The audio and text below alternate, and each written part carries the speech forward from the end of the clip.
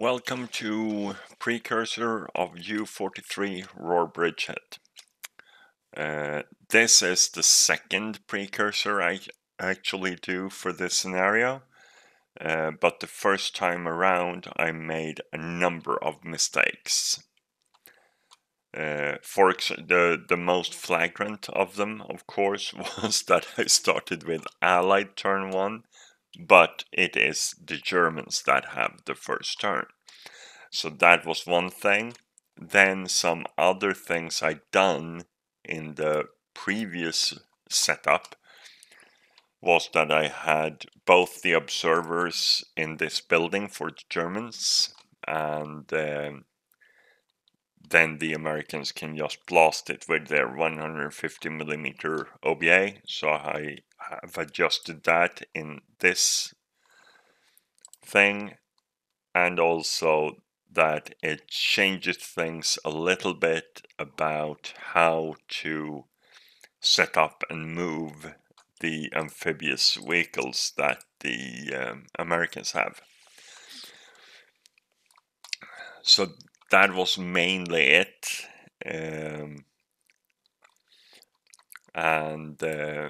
Then for this scenario, what is it all about?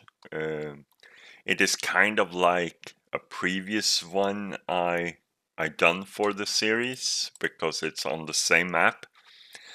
But the victory conditions here is that the Germans win if they have a good order squad equivalent and or observer in this building, or on level 2 hill hexes of these 3 hills.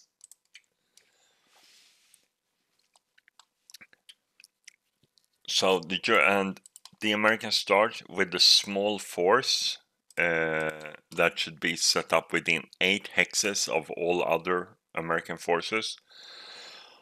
On board 7, but on this side of the river. I will also move these over to this side.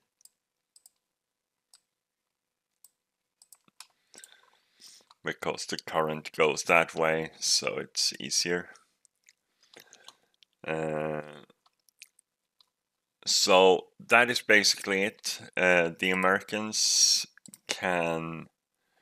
will have to get over the river. The tanks have no possibility to get over. But there is special roles for the LVT-4 that they can carry the jeeps and the anti-tank guns over the river.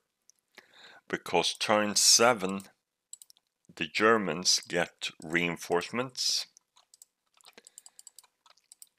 and that also makes a huge difference when the Germans move first, because that actually gives the Americans one less turn before the German reinforcements get onto the board.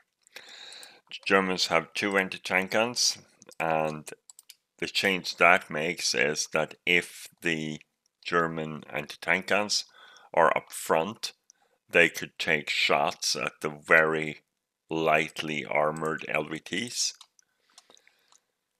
The Americans also have OBA, 2 modules,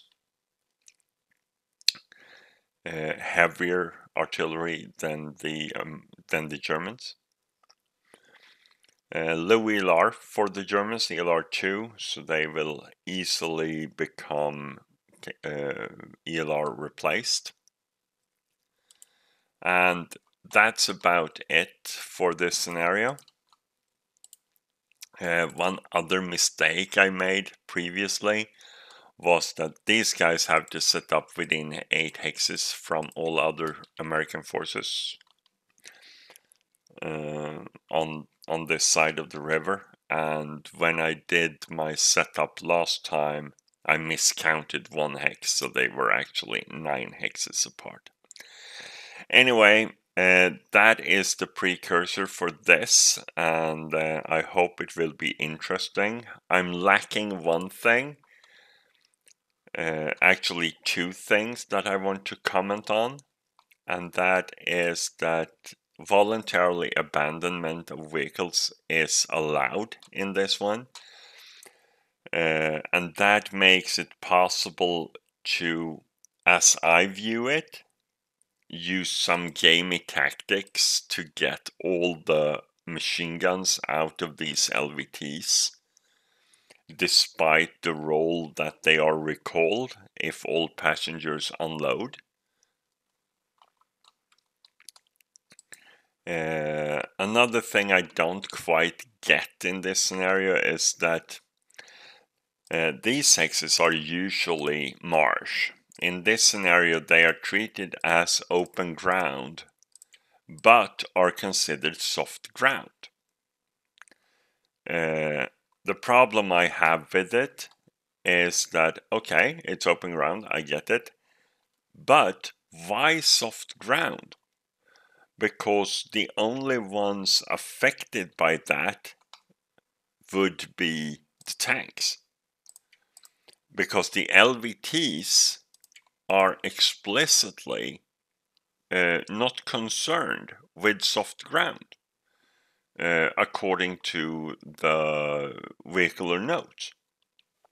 So that is a small mystery to me why they have decided to do that soft ground. But there you go. So basically, I would have wished this to just be open ground. It would have been so much easier.